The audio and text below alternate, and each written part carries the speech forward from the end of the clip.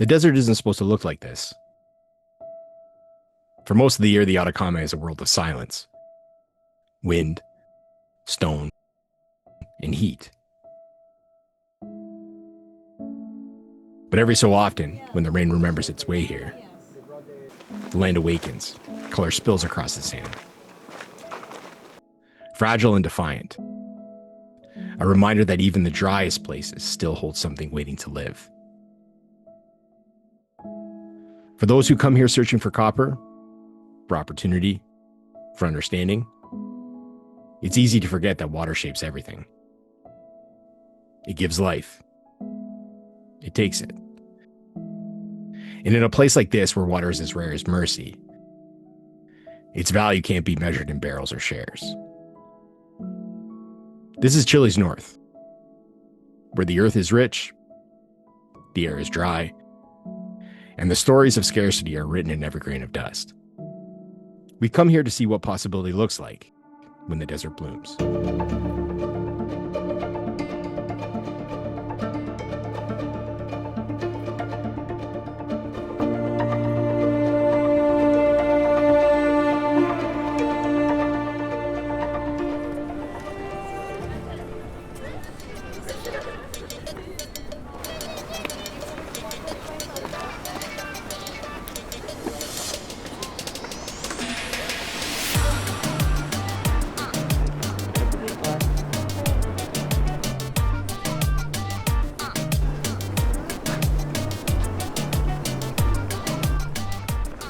All right, what are your first impressions of Santiago? Yeah, no, it's great. Feels a lot like Buenos Aires.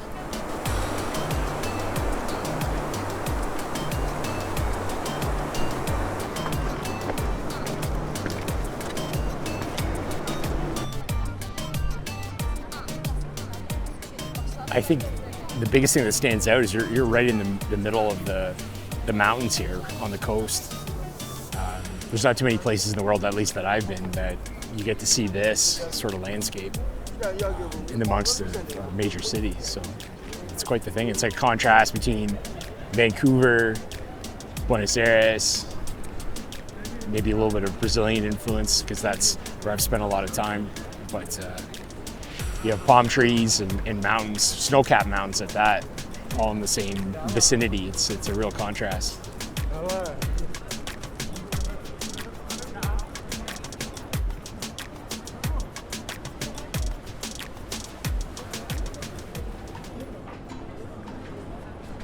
So, well, all of this comes back to 1541. Pedro Valdivia, the founder of Santiago, came here and climbed all the way to here, this pile of rocks, which was dry, and he said, well, this is a strategic place. Nothing happened here in 300 years until 1872, when Benjamin Vicuna, the governor of Santiago, they brought architects to build the fountains, and that was a cultural change. And this is a very relevant place to Santiago and the history of Chile. We're here to see a mining operation, and water is a big part of the story. Wow. Or the lack of water and how you get access to water. So it was a cultural change that made people come here. I mean, we brought European architects, and well, all the fountains come from France. So it's, yeah.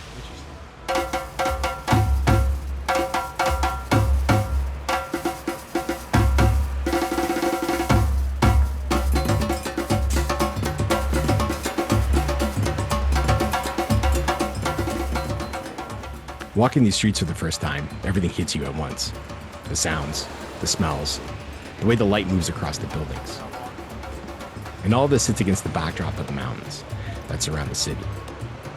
It gives Santiago a sense of scale you feel right away. You start picking up on the small things. A balcony with peeling paint, a stand selling handmade goods, familiar brands in stores you wouldn't expect to see this far from home. Little signals that Chile is more connected. In the town squares, there's a steady pulse of life. People take their time with coffee, musicians set up, vendors call out over the background hum. There's a rhythm here, unhurried, intentional. And as the day goes on, you feel the city stretching out. And what I've come to appreciate about downtown Santiago is the sense of discovery. Every corner feels like a reveal. Food stands, tiny restaurants, street performers, but also these contrasts between the older parts of the city, where the remnants of past protests still linger, and the newer districts that feel modern and relaxed. And through all of it, you're reminded that people everywhere are more alike than different.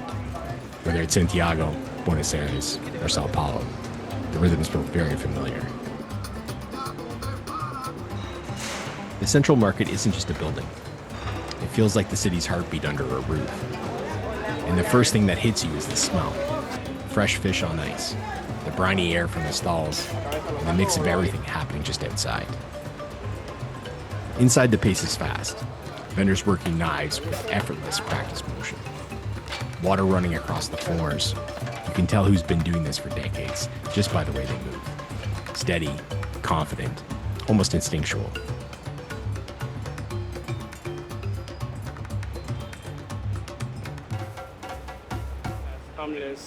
It's if you want to get something fresh, here's where you come. Okay. Where's the visiting from? Canada. Hey, where the best hockey players at? Vancouver, right. the best bars, restaurants, and everything. If I have a second, can I show you one? Sure, yeah. Here, follow me. Canada. Woo. Look at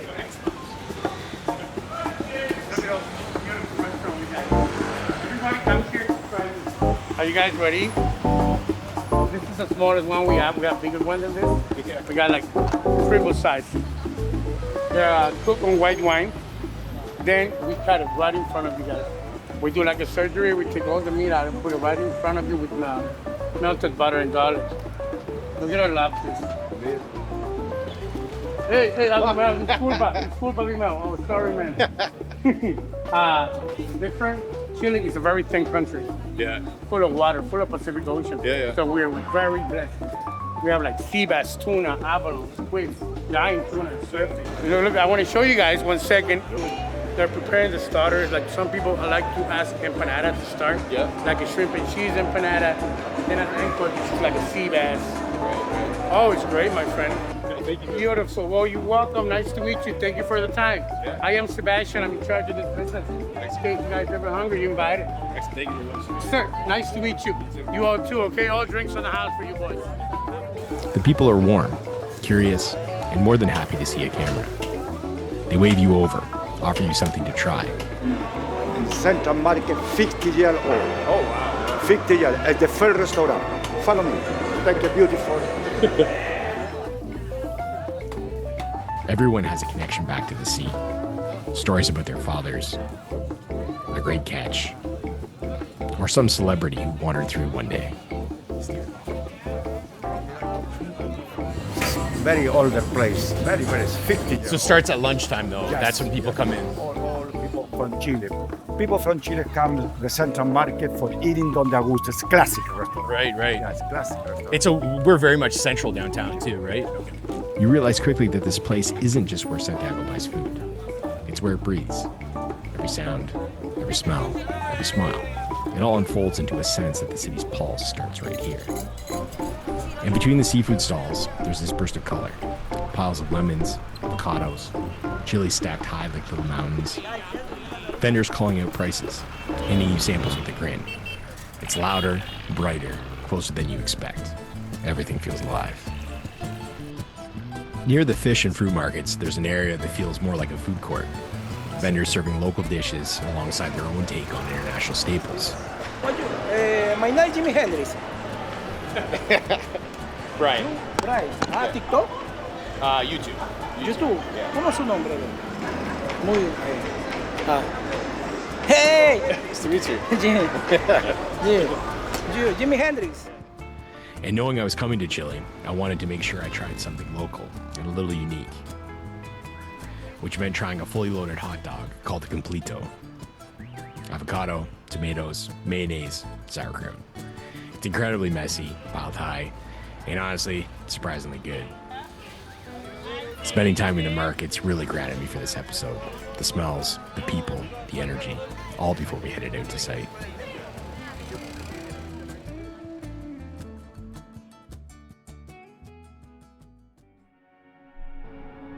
Flying north, you start to understand why Chile feels like its own world. Mountains on one side, ocean on the other, and everything in between shifting in color like a slow fade. Watching footage, reading about the Atacama, nothing really prepares you for it. It's another thing entirely when the plane drops through the clouds and you see the desert stretching out forever. Stepping off the plane, the air hits you, dry and thin. Even the wind feels different here.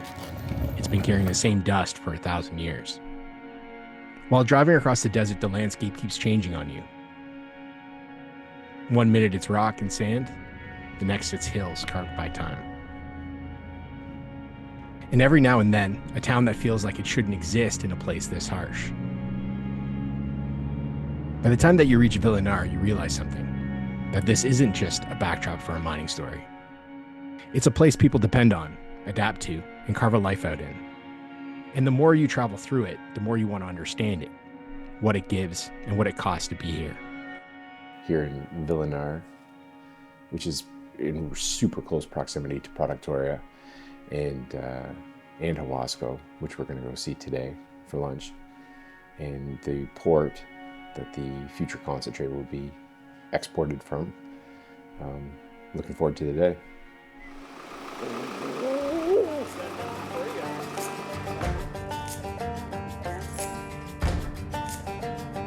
Well guys, now we are going to Productora project. So from the hotel here we are taking the Ruta 5, the same route that we came from Copiapó to Vallenar, and it's around like 35-40 minutes getting to the project.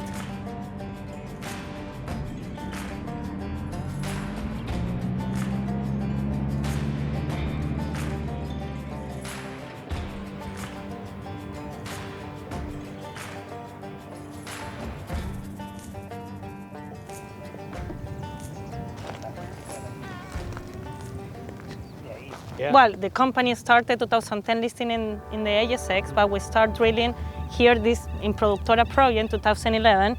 So we arrive from the northern part of the project, and you can see all the path has been the drilling that we have done in the north-south Productora structure, main breccia footprint.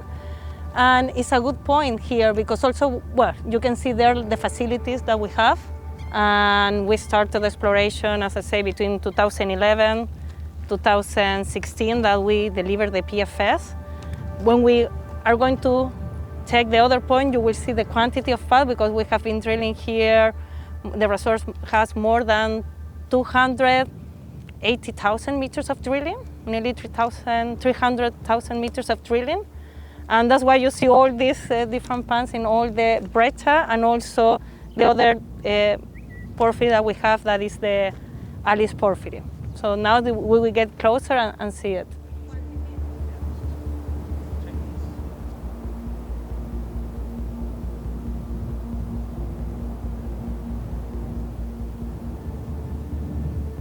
You can see all the strike of the Productora is a tourmaline breccia deposit, copper, gold, molybdenum, and that has like a footprint of 8 kilometers.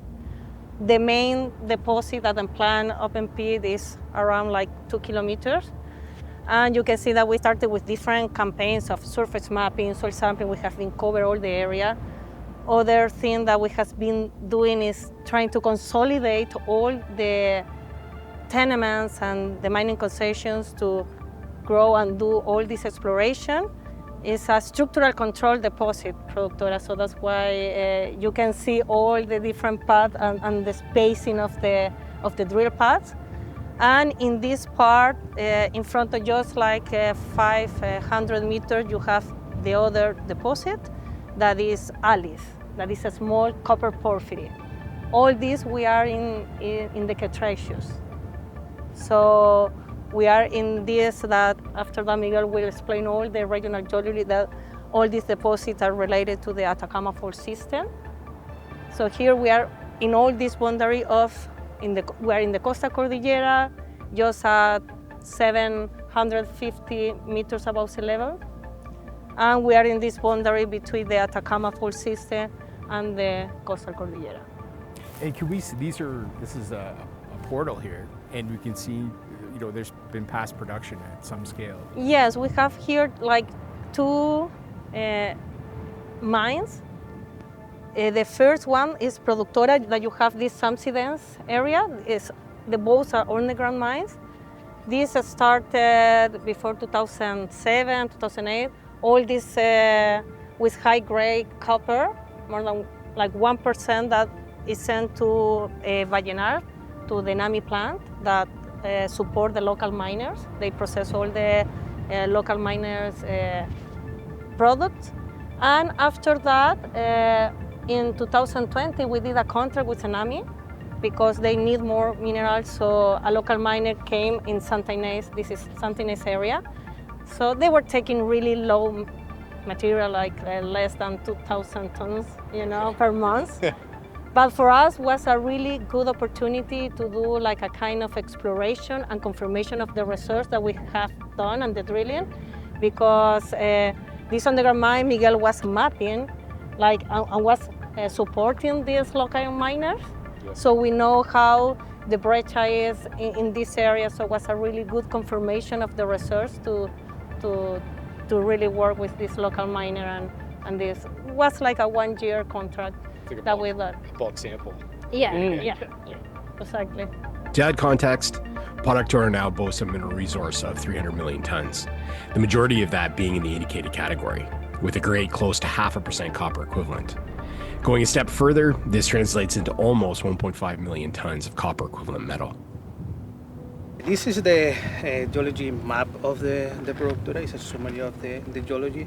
Essentially, the Productora is related to the volcanic art, Jurassic and Cretacic time, and it's a structural breccia, hydrothermal breccia with tourmaline, chalcopyrite, and pyrite, relate to the north, south, and west or northwest trend. In some section, it's very good to see the distribution of the breccia. Essentially, is separate this breccia is separated in 5 different type of the breccia. Some relate to or not the mineralization. Yeah. And this mineralization is pretty close to surface too. It's pretty close to surface. Yeah. In some part, this is occur in the surface. Right. Yeah. Okay, so infrastructure-wise, and based on what we publish in the PFS of Costa Fuego through the 43-101 technical report, Productora is the center of the operation of the Costa Fuego, and the reason of that is the critical. Yeah, I mean the critical area, because even if the Productora pit analysis probably it has around 50% of the mineral reserves, the main infrastructure is located here. So Productora, it will be a big pit from the south to the north around that point. And Alice Pit is that hill right there, So the open pit for Productora are designed for having 5 pushbacks. Okay. So and the 6th will be Alice. This around in the middle of the mine plan. Yep. Yeah. So that's from a mining point of view. But the other thing is also, is we have the waste dumps located right here. So we have one, to that direction, to the north of the main pit, and the main one is in that direction there to the southwest. Right. Okay, so that's the open pit and the waste dumps. Wow. And it's kind of jumping into the future. It may not happen, but you've also got La Verde, which could be a part of this operation in some front end, back end. Personally, as an investor, I'd like to see it on the front end, but it's a possibility too to feed into this processing plant. Absolutely. Okay. And that's part of the strategy. And probably we have defined a value engineer phase that obviously that topic will be, absolutely addressed, and we will see where is the best time, to get into Costa Fuego, or probably can be considered an expansion, in the future. But that's the plan. Excellent. Productora is the center of mass for Costa Fuego. It hosts the largest copper and gold resource in the district, and it's where the main processing facility, the concentrator, will be built. Its scale, along with its proximity to the highway, power, and coastal infrastructure, gives it the advantages most copper and gold projects simply don't have. And that matters. Logistics can make or break a development story. Here, they tilt the odds in Hot Chili's favor. No, it's not necessary. Yeah. Tomorrow.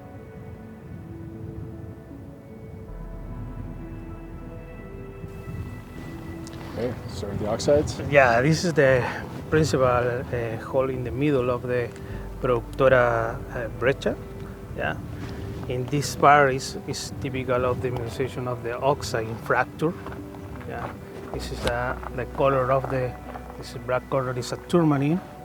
Yeah, exactly. Wow. This is a very good oxide specimen, the different chrysocolla, malachita, in some part chalcocite in the deep of the hole, but this is the color, the typical color of the hydrothermal breccia. Here is possible to see the oxide with the different alteration.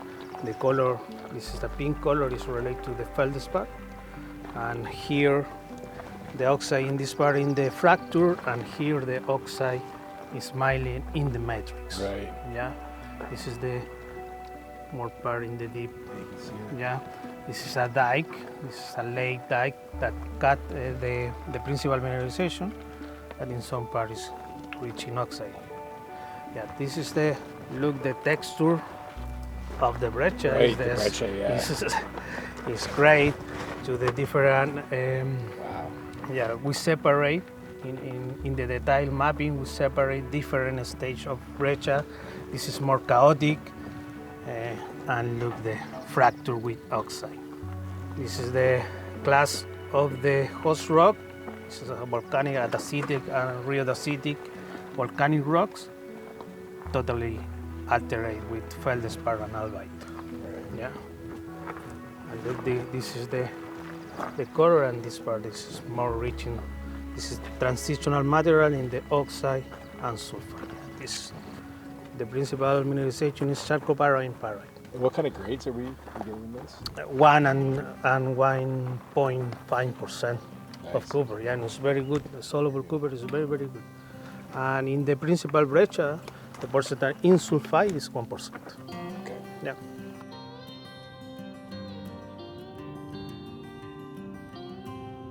Seeing Productora gives you a real sense of what's possible out here. You look at the ridges, the core samples, the scale of it all, and you start to understand why it's the centerpiece of Costa Fuego. Costa Fuego is almost at the point where plans become real work on the ground.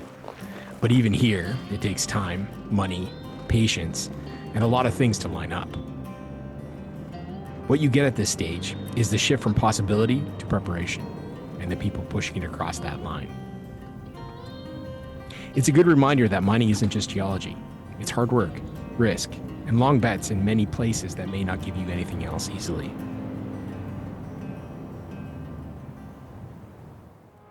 Before heading out into the desert, before the long drives and the drill core, the trip started in Santiago.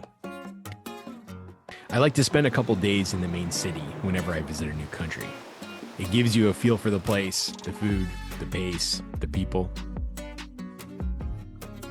One of the best attractions we experienced was the funicular or gondola ride to see San Cristobal, which is a modern and fun way to see the layout of a city from above.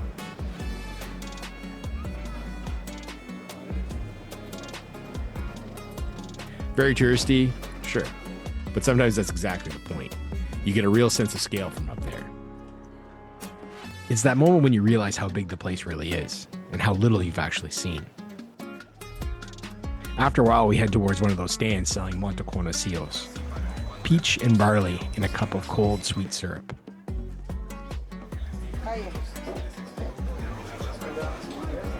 It's the kind of drink that sounds strange until you try it, and then suddenly it makes perfect sense. Tastes good. Pretty sweet. I'm not sure if you actually eat the peach. Simple, refreshing, a whole little culture lesson in a plastic cup. From there, we grabbed the gondola down the other side of the hill. The ride felt slower than it probably was. Floating above parks, bike paths, and watching the city move underneath us.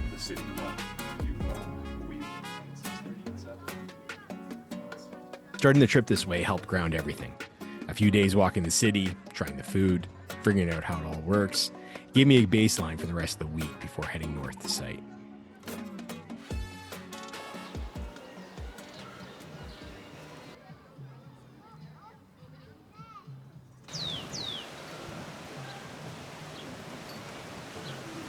Freirina isn't the kind of place you just pass through. It's a small, quiet town with friendly people. Simple shops, and a pace that feels slower, yet steady. Folks look you in the eye, say hello, and carry on with their day. It's also home to the orphanage that Hot Chili supports, a cause that in my view really matters. When it's planned properly, it can drive infrastructure and support the communities around it. It's quite sweet. Okay. And look, this is guayaba, kind of. Passion fruit. Yeah, maracuja is Portuguese. Yeah. But These are small though, aren't they? Yes, because this is the Chilean papaya. So this is the export, because in this season we don't have like watermelon. Yeah. It's normally more in summertime. In 2 months more you will have. So this is for also this banana is for fry. The plantain. Yeah, this one.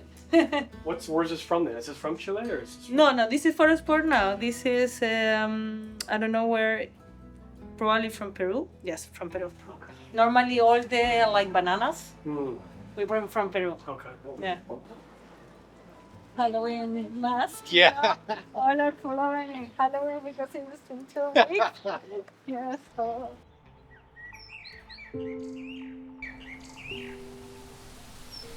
Community is such a big part of any mining development project these days. In particular for Hot Chili, Costa Fuego impacts 3 specific communities in this valley. Can you take us through that impact and how you guys are trying to play a role in making things better for the people that you are going to be developing beside? Okay, so the Huasco Valley is composed by 4 municipalities. It's Alto del Carmen, Vallenar, Freirina, and Huasco, and we impact the last 3 of them.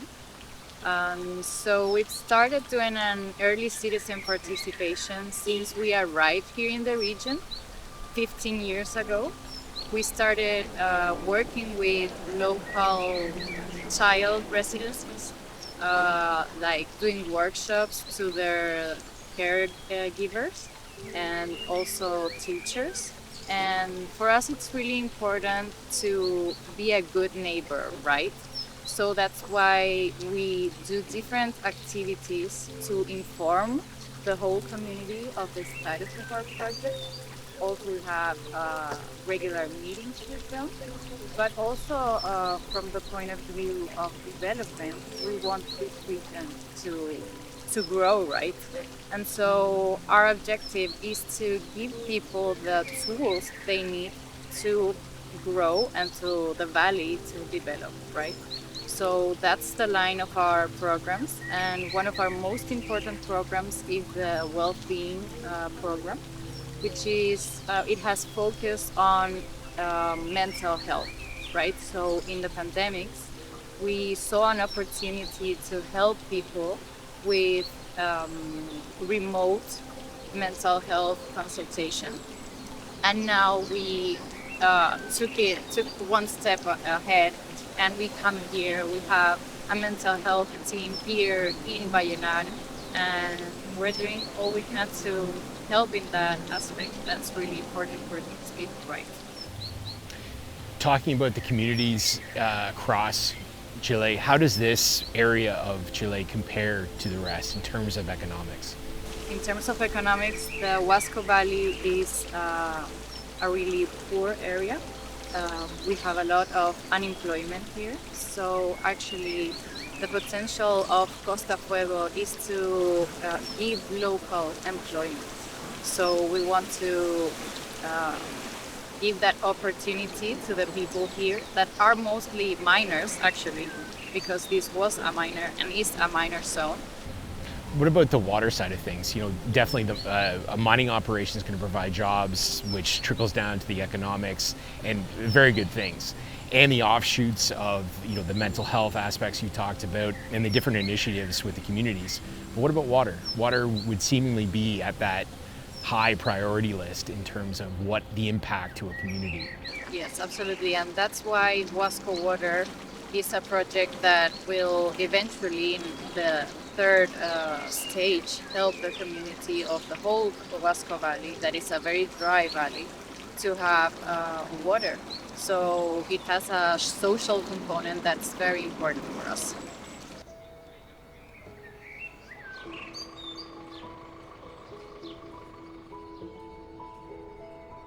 So as soon as we knew we were going to be working in La Verde, we approached the nearest community, which is Domeco, and to introduce ourselves and to get to know the people here. We offered them our social program, and now many of the neighbors are part of our mental health program. In the towns along the Huasco Valley, you can feel Hot Chili's presence in ways that go beyond the project itself. It's in the classrooms, in the community programs, in the people who rely on that support every day. It's refreshing to see a company this size investing in parts of the community that are easy to overlook. Hot Chili isn't just talking about community, they're investing in it for the long run.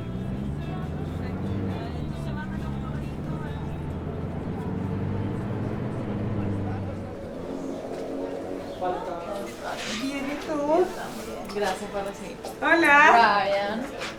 Katy. So we're in a very special place. Where are we and what does it have to do with Hot Chili? So now we're at El Olivillo School. It's a school for kids with special needs. ¿Viste esa cámara? We have here children from 3 to 24 years old.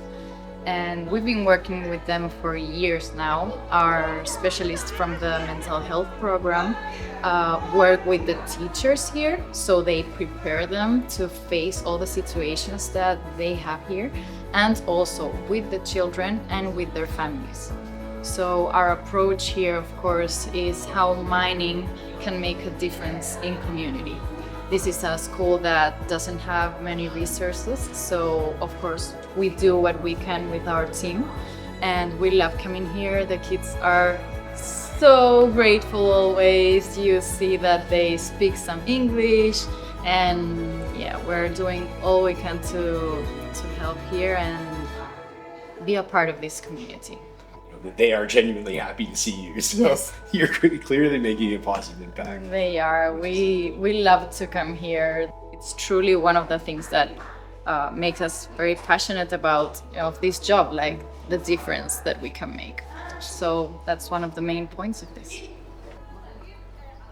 Seeing the school and the impact a new mine can have is a reminder that these projects aren't just about copper, water, or engineering. They're about communities. They're about people. When you stop and look around, there's clearly a lot of potential here. But turning that potential into something real takes time, patience, and care. And that's where the story continues. In part 2 of this episode, we are going to visit more areas of the project and take a closer look at the plan to bring water from Huasco to Costa Fuego.